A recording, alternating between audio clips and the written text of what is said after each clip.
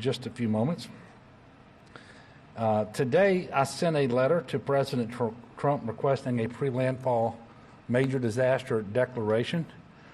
He called about an hour ago. I spoke to him. He indicated to me that he would be signing that declaration when it reached his desk, which we expect to happen later today or perhaps tomorrow morning. And I want to thank him for that.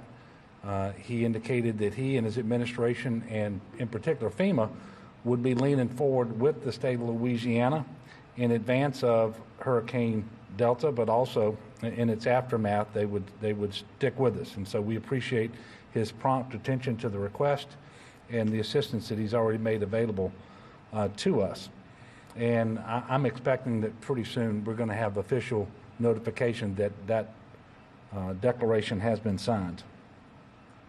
As you probably know, Hurricane Delta is currently forecasted to make landfall as a Category 3 major hurricane in Louisiana on Friday afternoon. That means that by Friday morning, conditions will be deteriorating rapidly. And so what I'm trying to impart to the people of Louisiana is that by the end of the day Thursday, you need to be where you intend to be as you ride out the storm, and you need to be postured however you need to be postured. So do all the work that you need to do to fortify your position to get ready. Make sure you have your supplies on hand. And if you have any question about what that should look like, go to getagameplan.org. And it will help you. And again, we are in a COVID environment, and so that list of things that you need and some of the things that you need to do will be different this year than it's been in the past. While the track has shifted a little bit west, it is still true that the overwhelming majority of the coast of Louisiana remains in the cone. So please don't get too fixated on the center line of the track. And in fact, a third of storms actually make landfall outside of the cone.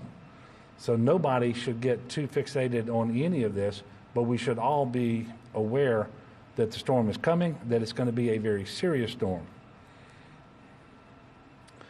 Delta is forecasted to be a hurricane in as far north as central Louisiana, too. We saw this with Hurricane Laura. And so we're not just speaking to Louisiana residents in the coastal area of our state.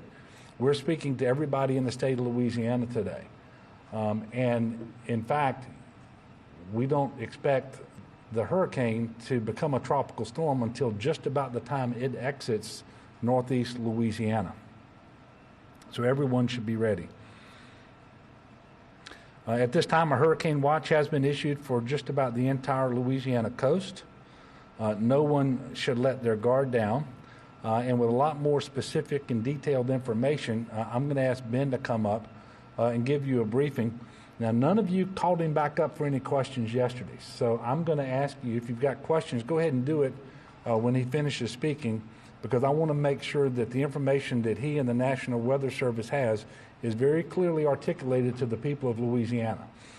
So if you've got a question of Ben at the conclusion of his remarks, please ask him those questions. I'll come back to the podium on the back side of his presentation.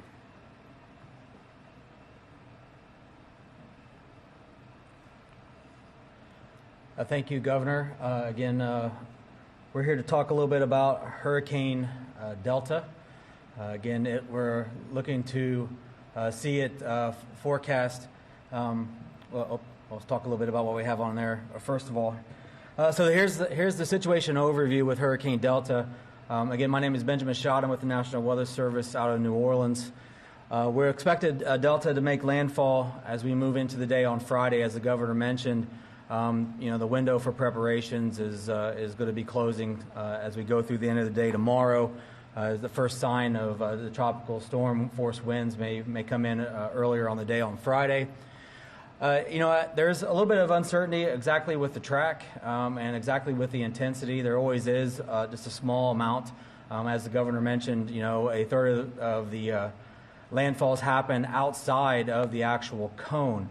So again, as he had mentioned, I don't want anyone to fixate on the exact cone or the exact center line. Understand if you are under watches, if you are under warnings, you are at risk, and then you need to prepare properly for those threats. Some of those threats, as you see there with the list, are life-threatening storm surge along the coast. Obviously, hurricane-force winds we saw with Laura can do an amazing amount of damage. And as the governor mentioned, these will be going well inland. They won't be happening just at the coastline itself. And then there will be also the possibility in some heavy bands with heavy rainfall, as well as possible flash flooding and river flooding as Delta moves on shore during the day on Friday and departs the state on Saturday. Here's a look at the latest track from the National Hurricane Center. Again, you can see that Delta is coming off the Yucatan Peninsula right now as we speak. It was weakened by moving over land over the course of the last 12 to 24 hours as across the peninsula. Though right now it is still a hurricane, and there are the first little signs to show that it may be starting to strengthen or will strengthen over the course of the next 24 to 36 hours as it moves further into the Gulf of Mexico and then works its way into the northern portions of the Gulf on Friday.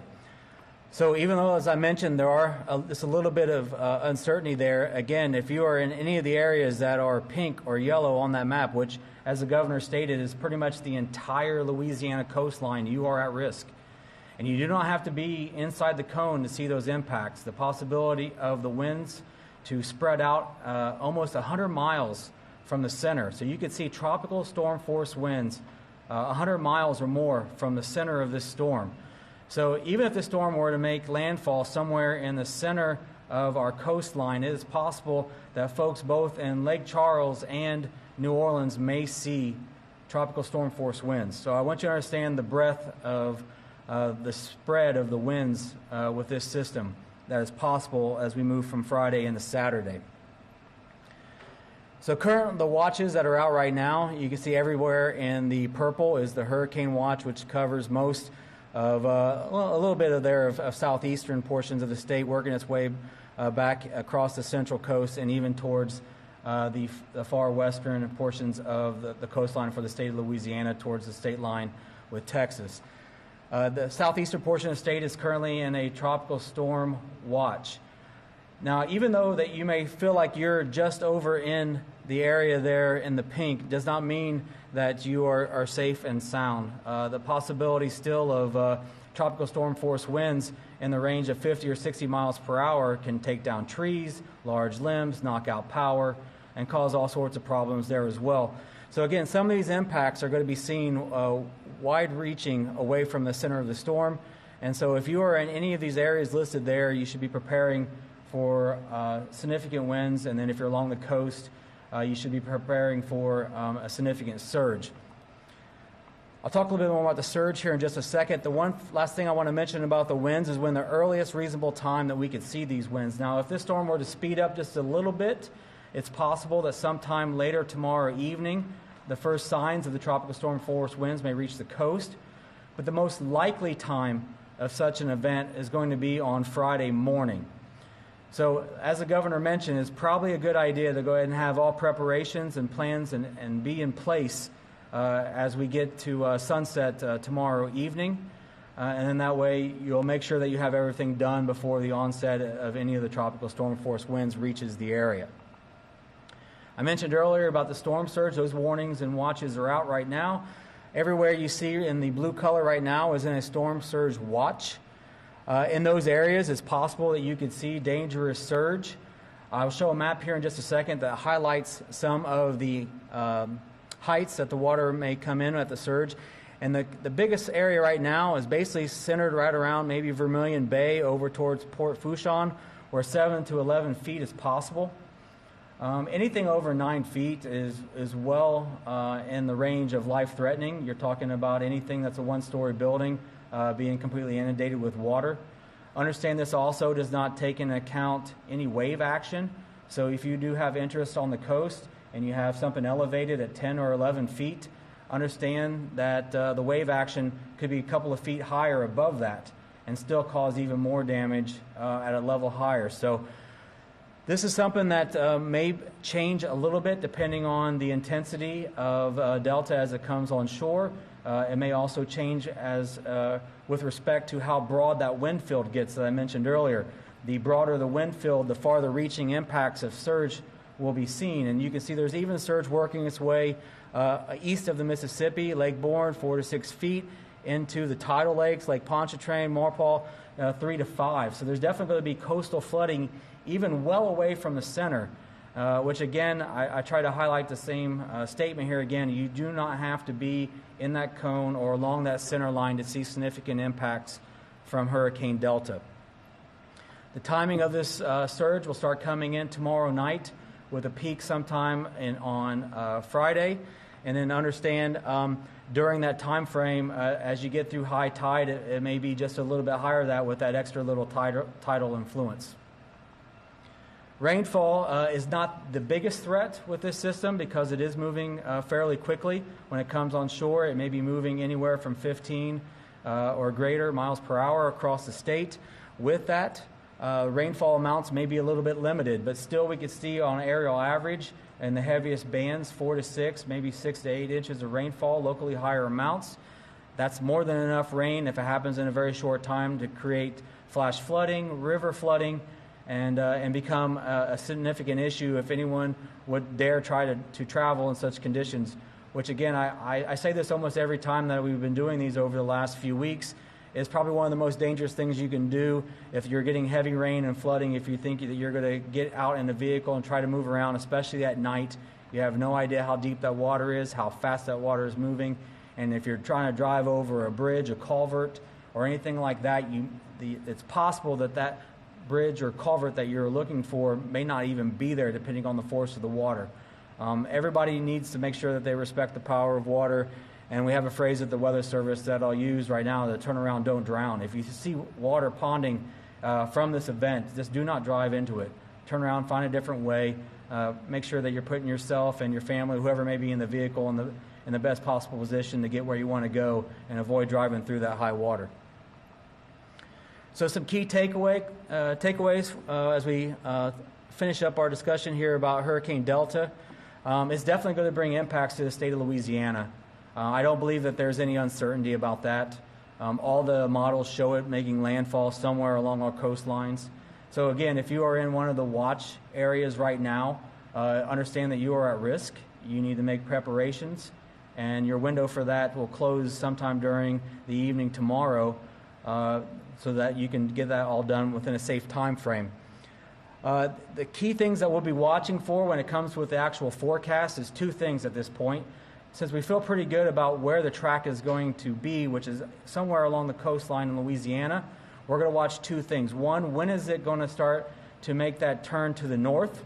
And how strong is it going to be when it gets to that point? The second thing that we'll watch at that point moving on is when it starts to start north, how soon will it start to drift a little bit to the northeast? So this is why we tell everybody, again, like we started off with and what the governor mentioned as well, is don't get completely fixated on the cone. A lot of times these things can move outside the cone. A recent example would have been just a couple weeks ago with Sally. Right now at this time frame, when we were forecasting Sally, there was still lots of impacts to be expected in southeast Louisiana. Within 24 to 36 hours of landfall, that center line had shifted all the way over to Mobile and towards Pensacola. So if you are on the eastern side of this system, and that is usually the way that these things air, you still need to make sure that you're paying attention, staying aware, and have a plan in place to do what you need to do if that track shifts. And so with that, I'll open it up to any questions that anyone may have.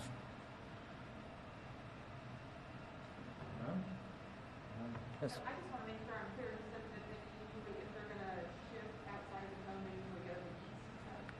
Yes. Yeah, an eastern shift is the more usual one, especially in this setup, because it's already wanting to start the trend to the northeast as it works its way into and through the state. Is there a time frame where it's sort of at that point is usually locked in with the package and how many hours in advance do you feel extremely confident that the package is locked in? Well, the unfortunate reality is meteorology is an imperfect science. So I can't tell you exactly when that point is going to be where it's going to make the turn to the northeast.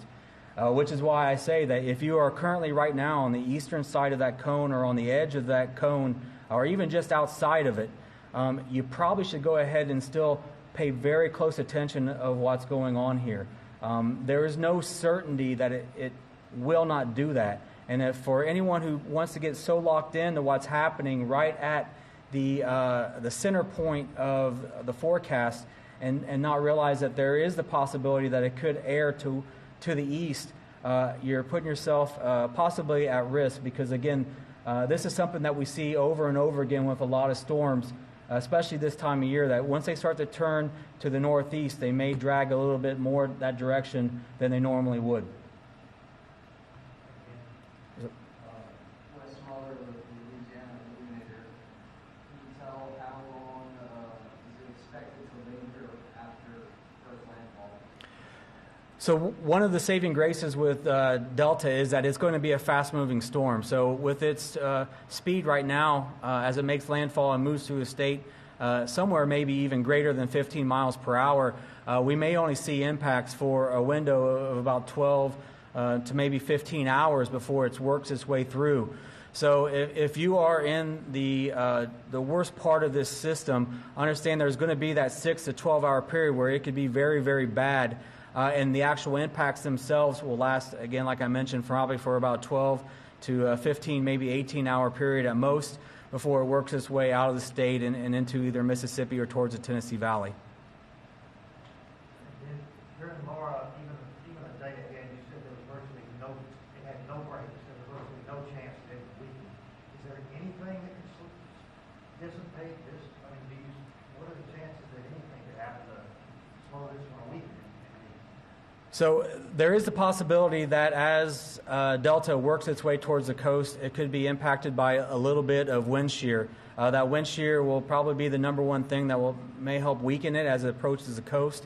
So it's possible that it could end up being a Cat 2 at landfall. But we tell everybody for every single storm, because there is an error of about 10 to 15 miles per hour for every storm, that you need to go ahead and prepare that it's going to be one category higher. So even if it were to weaken to that point, the wind damage still would be extensive. The surge would still be at the same levels. The rainfall would be at the same levels. All the threats would still be there. The difference of 5 or 10 miles per hour for any individual safety is not enough to think that this is going to be something that is so noticeable. No one's going to notice the difference really between 100 mile per hour winds and 110 mile per hour winds.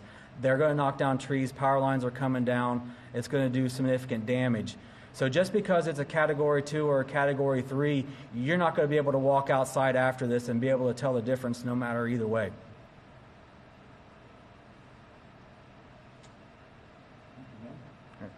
Thank you.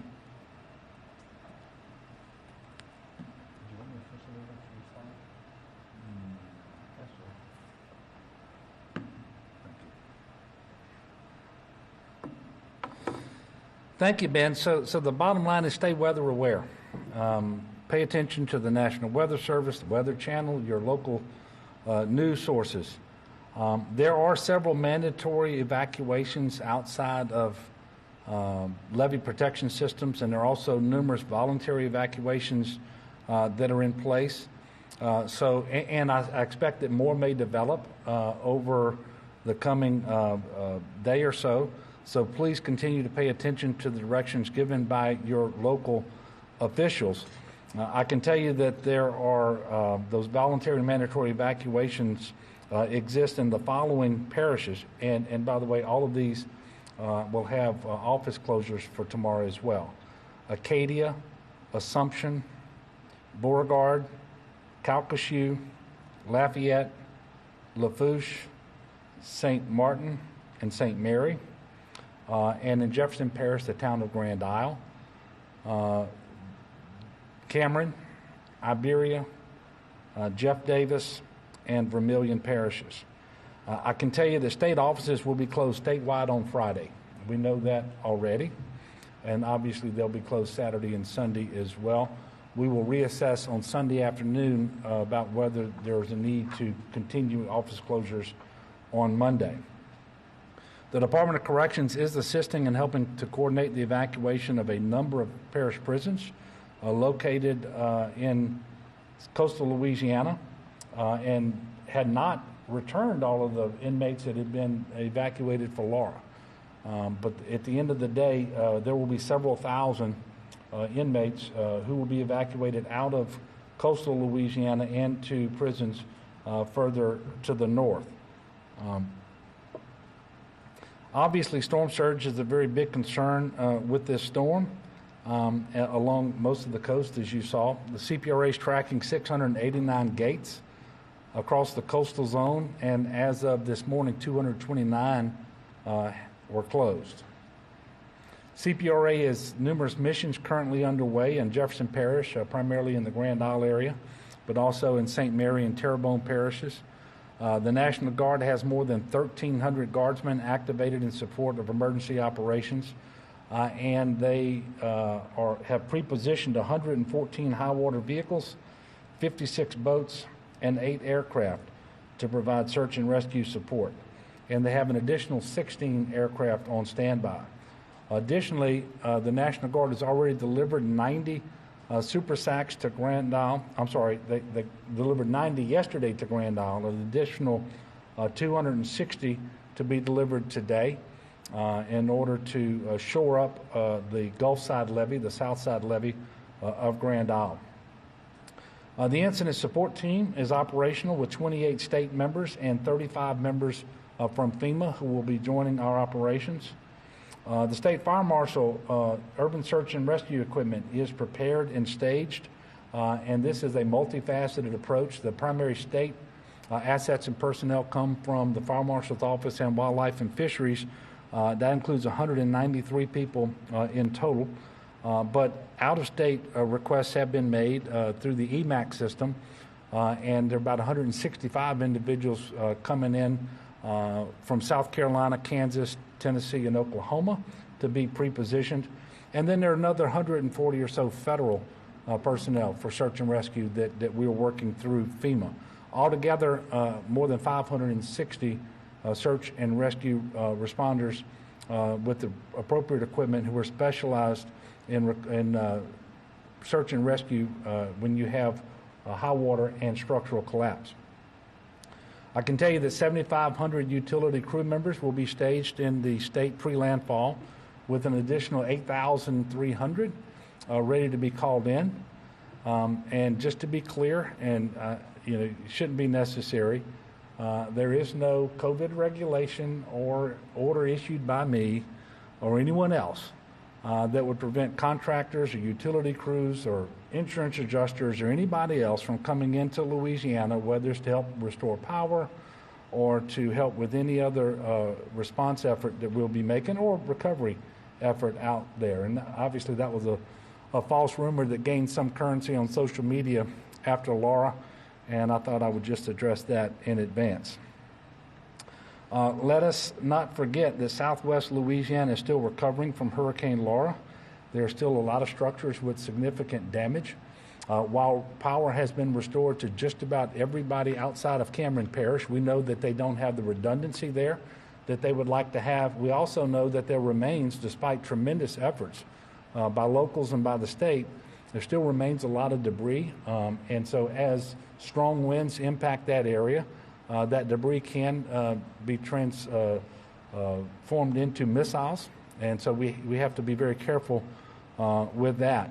And I'm very concerned that the 5 hardest hit parishes from Laura in southwest Louisiana are in the cone, and with the westward movement of the track. Again, the storm can come in anywhere in the cone. It can come in outside the cone. But obviously we would not want, and of course you don't want the hurricane to hit anywhere, but we know that the area that is least prepared and ready for a storm happens to be southwest Louisiana. So we have to pay very careful attention to that, and everybody needs to pay attention to their local elected officials, but that is especially the case in southwest Louisiana. To date, because of Laura, FEMA has put nearly $157 million in the hands of survivors. Almost $107 million of that is for housing assistance. and $50 million is for other needs assistance. And FEMA has registered more than 180,000 households. Additionally, the Small Business Administration has approved $243 million in low-interest loans to help Louisiana hurricane survivors recover. And you can go to disasterloanassistance.sba.gov, or you can call 800-659-2955 for more information about those Small Business Administration loans.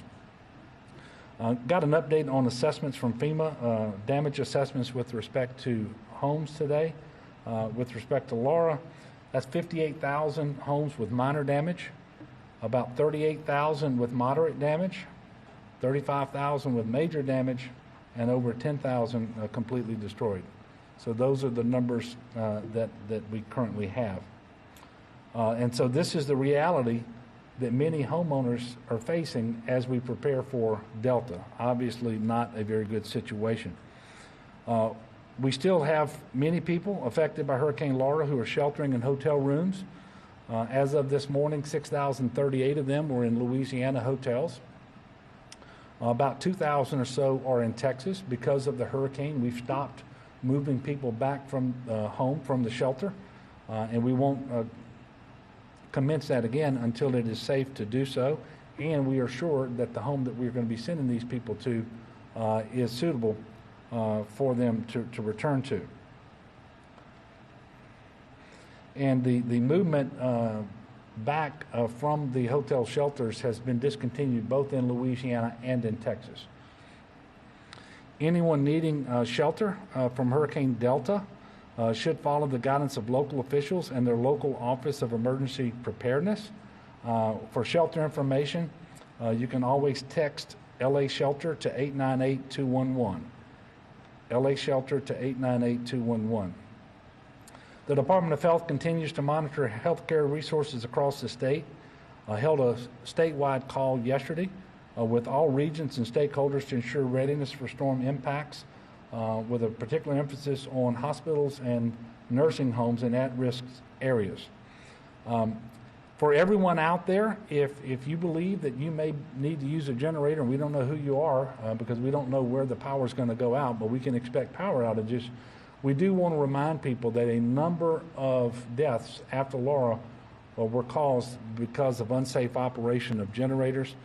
So in advance, please make sure that you position that generator at least 20 feet from your home in a well-ventilated area, not underneath a window or a vent, not in a crawl space or a garage, and certainly not in your home. And when you're going to fill the generator with fuel, please turn it off. Make sure that it cools down for about 20 minutes before you do that. Please have a carbon monoxide detector with fresh batteries as well, because we had at least 9 individuals who died of carbon monoxide poisoning.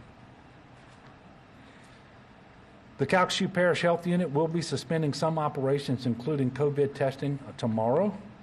And on the topic of COVID, I do want to point out that today's numbers include a fairly large backlog of both cases and tests. I'll get to that. We are reporting 1,052 new cases. 432 of those were backlogged.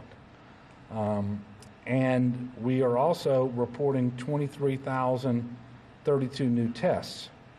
7,838 of those were backlogged. So if you wanted a report today that really looks at what's been happening here very recently, we would have reported 620 cases on 15,644 tests. Sadly, again today, we were reporting new deaths, this time 9 new deaths. Also today, there's a little bit of good news. After 2 days of increasing hospitalizations, we saw a decrease today. So there are 552 statewide COVID-19 hospitalizations that we're reporting, which is down from 567. So that's down 15. Unfortunately, we have 7 additional patients on ventilators today than yesterday. There are 78 on ventilators today in our report, and 71 is what we reported yesterday. Now, I know that what we just went through is a lot of information, and it relates to Delta, it relates to Laura, it relates to COVID, and that's a good segue into the fact that as we continue to prepare for and anticipate responding to Hurricane Delta, we're doing it in a public health emergency. Quite frankly, the fact that we have not seen a surge in Louisiana, when you look at what happened around Labor Day, with the resumption of K through 12 schools, higher education campuses reopening, Labor Day weekend itself, and Hurricane Laura, that only happened, and I should say the surge didn't happen because of the degree to which people are following the mitigation measures and restrictions that are in place. They remain critically important because one thing we know about Hurricane Delta, there's going to be some period of time where we're not going to be testing as robustly as we would want to. And we always hate when that happens because you lose visibility into what the virus is doing for some period of time. And so we are asking everyone to make sure that you wear your mask when you're not with people of the immediate household, physically distance at least 6 feet from those individuals, make sure that you wash your hands frequently, stay home when you're sick, and let's really make sure that we're protecting the vulnerable, those 65 and older or have those pre-existing comorbid health conditions that we've been talking about for so long. I would encourage everyone when they wake up tomorrow to pretty quickly become weather aware, because one of the key things that we have to figure out is what is Hurricane Delta going to do as it enters the Gulf and comes off the land of the Yucatan Peninsula. Does that wind field get larger? How quickly does it strengthen? What adjustments do they make to the track? And so all of those things will be figured out by the National Weather Service and Hurricane Center tonight. Much of that information should be available to us early tomorrow, but all day tomorrow we have to continue to track the storm. And so I'll let people decide whether tomorrow morning they say a prayer before they check the weather or they check the weather before they say the prayer, but we all need to do both of those.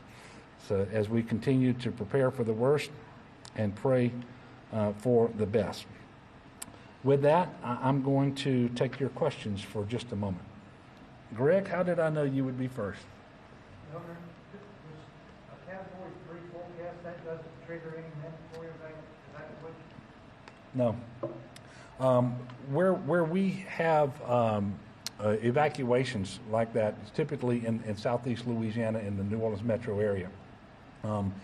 So we don't have any state-imposed mandatory evacuations contemplated for this storm because of where the strike is going to come, but also because of the forward speed of the storm and the fact that we don't expect it to generate as much rain. For example, I can tell you, had Sally settled over the New Orleans area and dropped the rain there that it dropped between Mobile and the Florida Panhandle, that would have been a different kind of storm. But because of the way, the particular characteristics of this storm, we do not anticipate any state-ordered, in fact, I can just tell you there won't be any state-ordered mandatory evacuations. There will be evacuation orders, mandatory and voluntary, outside protected areas. And people need to be heeding the advice of local officials on that. And we know a number of them are in place. I gave you the list a while ago, but there may be some more that develop over the next number of hours as well. Yes, ma'am. Talk about if the storm hits in the same general area that Laura hit, can you talk about what particular problems that may cause in that area? Yeah, I can. Well, first of all, many of the structures haven't been permanent. The vast majority of damaged structures have not been permanently repaired. And so their structural integrity is weaker now than it was before Laura hit. That's a concern. We know that while electricity has been restored to the vast majority of customers outside of Cameron Parish, we know that they don't have the redundancy that they would like. And so if you see outages there, they're liable to be more widespread than they typically would be if they had the redundancy built in. And it could take a little longer than normal to restore that power again. We also know that there continues to be a large amount of debris on the ground. whether it's construction type of debris and demolition debris, whether it's vegetation. Not all of that has been picked up yet. And while the contractor with DOTD and all the local contractors have been doing tremendous work, you just can't pick up the amount of debris that Laura left from Cameron Parish up through, I guess, Ouachita Parish in the amount of time that we've had. And so all that debris could become missiles in really strong winds. So all of that, plus just the sheer anxiety that it would cause people in advance of the storm and the impact on people's emotional health afterwards and so forth. And I will tell you, we have a resilient, faithful people in Louisiana. We have tremendous local public servants, and the state's going to be there just as quickly as we possibly can. But make no mistake about it, if this hurricane does come in to southwest Louisiana on a track similar to what Hurricane Laura did, it will be very, very devastating, despite the fact that it's going to be a fast-moving storm. And it would do more damage there than it will elsewhere, just because the situation is so precarious there. Any other questions? Yes, sir. I apologize for not asking this earlier, but I have a question from Mr. Scott. I am happy to yield the podium to Ben Schott.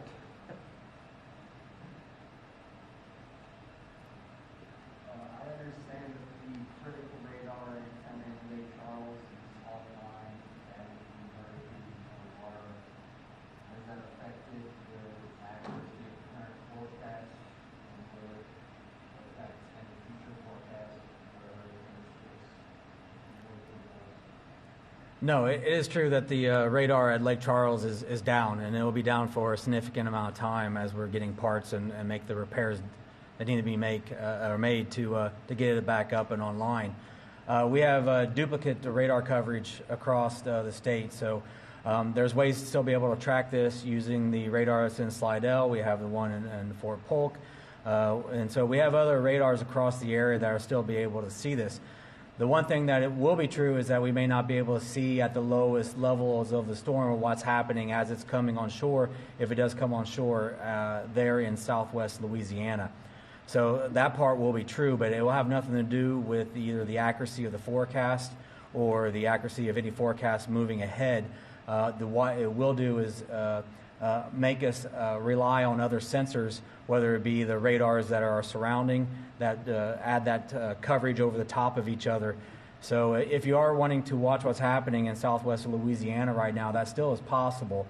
You just won't be able to get as the lowest coverage that we would normally see. What I mean by lowest coverage is maybe the bottom 2,000 or 3,000 feet of the atmosphere. We'll be able to see everything above that using all the surrounding radars that the Weather Service has right now in place across the state. We talked about the possibility that this thing could shift further east than y'all think right now. Should people in New Orleans and Baton Rouge be more or less preparing for a hurricane right now? Would you not go that far when it comes to what we're experiencing? Well, those areas are under a tropical storm watch right now. So they need to prepare for everything that would be involved with the tropical storm hitting the area that they reside in. As it comes to whether they will see hurricane conditions, that is still up in the air. And that is the reason why, like I mentioned earlier, is that everyone needs to prepare for a storm to hit them. If you're under a watch, any type of watch, whether it be the hurricane watch or a tropical storm, you need to have that plan in place of what you would do in the situation if you see those worsening conditions are going to hit your area. As for the exact forecast, right now, unfortunately, I can't tell you. No one can tell you. But what I can give you is what the National Hurricane Center has put out. I can say that these are the areas of the greatest concern. And for those of anyone who's in any kind of watch, again, whether it be the hurricane or the tropical storm watch, that you need to be prepared and you need to stay aware. And you can't let your guard down thinking that, it's only a tropical storm. Lots of deaths happen, unfortunately, in tropical storms because of that. People put their guard down because they're not under the hurricane or they've been through this before. There's plenty of threats there that could be life-threatening You don't have to be along the coast. It doesn't have to be the surge. It could be trees falling on cars. It could be issues, as the governor mentioned, with power going out and people incorrectly hooking up, their generators. So there's still lots of different threats out there just because you're not maybe in the strongest portion of the hurricane.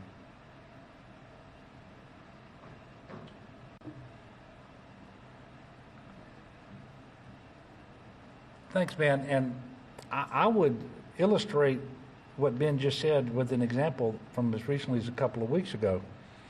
And this is not the forecast, so I'm not trying to scare anybody, but we came in here on a Sunday afternoon 2 weeks ago, or thereabouts. Time gets away from me these days. And we were talking about how Sally was taking an aim at southeast Louisiana.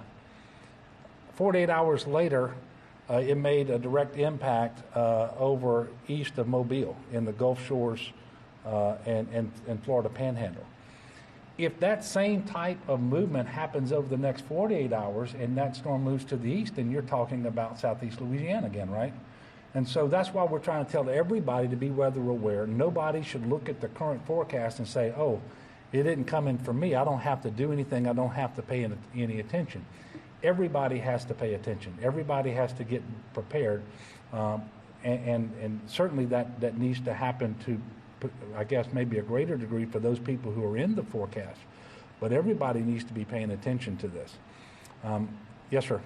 Will you open any of the mega shelters in the state Yeah. areas or not? Yeah, as I mentioned yesterday, we're going to have a mega shelter in Alexandria that is going to be open. It's going to be staffed. In fact, it has been really since Laura, because we continued to receive, up until recently, individuals that needed shelter because of Hurricane Laura, and then we were moving them out to the hotels.